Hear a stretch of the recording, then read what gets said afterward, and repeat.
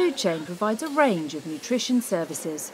The provision of a lead cook and kitchen assistants at one hospital in North London. Classes called Eating Positively and Eating Together. Grocery orders and deliveries. And the meal delivery service, where meals are cooked and delivered to service users across London. This is called the Mildmay Hospital. It is more of a hospice. It's about rehabilitating patients that have come from a hospital that have HIV and ensuring that they are getting the nutrition they require and the support to be able to move and copy that nutrition and the recipes and things like that into their homes when they leave the hospital.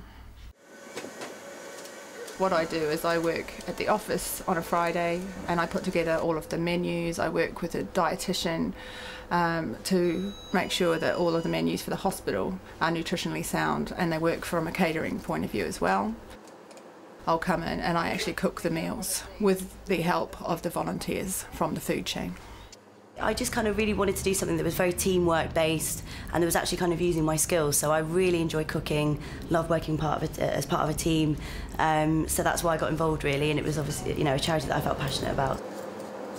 Today we have on the menu jerk salmon and chicken a la king. The patients always have a choice of 2 dishes. Most of them have chosen the chicken a la king today, which is the mainly European dish. That's not consistent, but nothing is. That's why we give them the choice, and that is to make sure that's in line with the rehabilitation idea behind the hospital's focus, is to give them choices and make sure that they're getting choices and making decisions for themselves. Well, the patients actually think it's wonderful that we're here. They appreciate the smiles that they get from the food chain staff. I really like coming home after having done my shifts and thinking I've done something good today. It's a small thing, but it makes a huge difference, I think, to some people.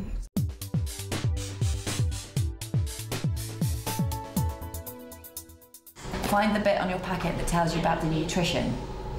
Cookery and nutrition classes called Eating Positively are offered to service users to help improve their knowledge of what foods they should and shouldn't be incorporating into their diet.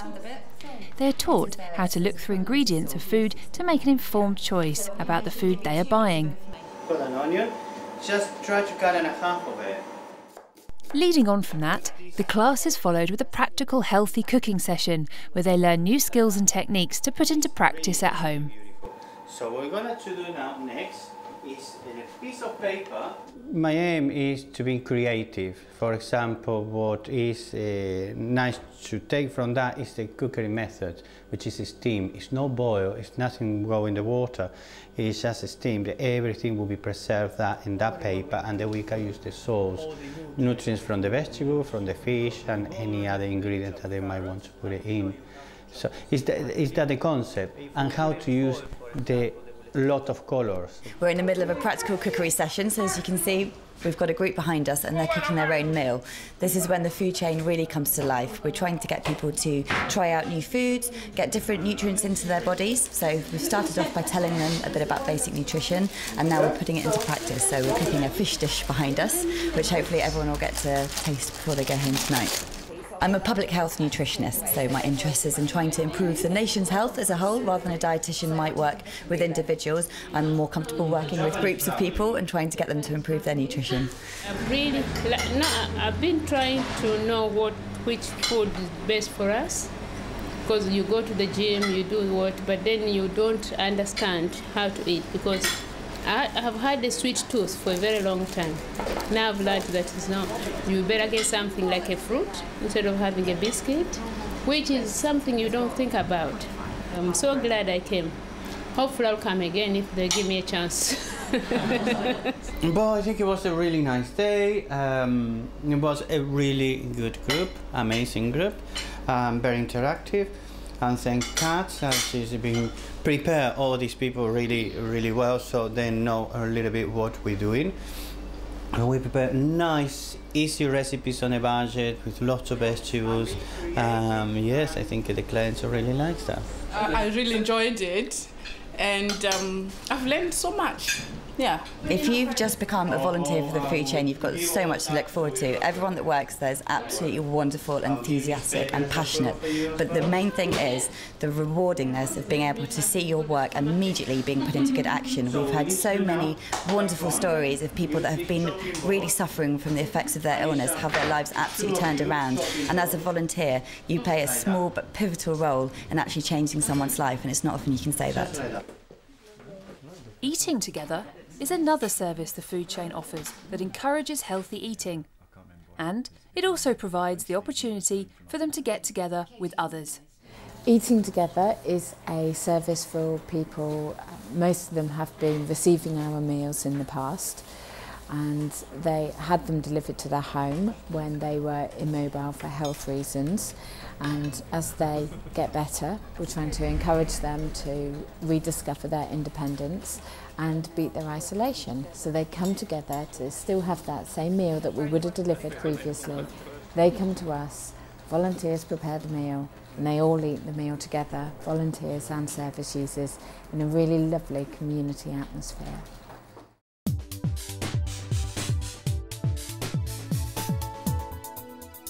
Good afternoon, food chain. For some service users, the food chain provides grocery boxes. A weekly grocery order is taken over the phone and delivered to them. Now, Flora do an oil-based, olive oil-based margarine, which is a lot better for your heart. So is it okay if I get you some of that? I'm a dietitian, but I work here voluntarily as a case handler. And that just means that when a referral comes in, I screen it together with the other case handlers and the dietitian that works here for the different health parameters and financial situation that they've been referred for. And then we take them on to service. So there's a few different services here. There's the grocery boxes, where we order their groceries for them every week for a certain number of weeks. To do this particular job, for instance, the grocery ordering, you don't have to be a dietitian.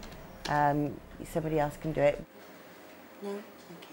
Sometimes when you speak to service users, they can get very distressed because they're in a really difficult situation, or they're feeling really unwell, or they've just been discharged from hospital, or they've just been diagnosed with HIV, or for a million reasons.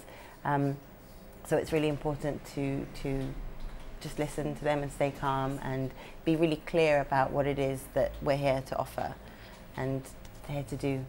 I think empathy is probably one of the biggest things, most important things. Every week, teams of people across London come together to cook and deliver healthy and nutritious food to hundreds of people living with HIV-related illnesses. Food Chain is offering meals to people who wouldn't necessarily be able to get meals, whether it's because they're immobile or they can't afford them, or they're sick and literally they can't cook or even go shopping for their food. And so I think it's really important that these people are served by someone.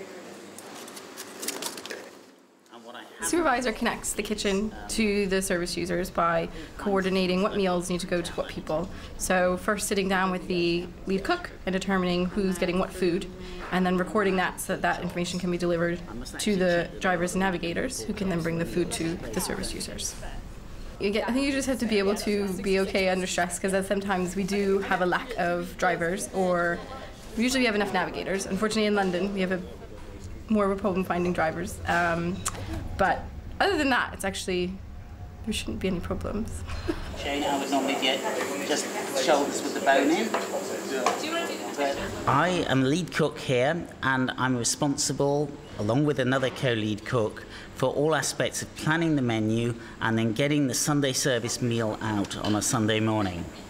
Personally, I've got out of it quite a lot of extra cooking knowledge. I like cooking, and so to be able to give something back through cooking was good, but to be able to give something back also in a way where I get something as well, that's great. And I mean, I enjoy working with the people here.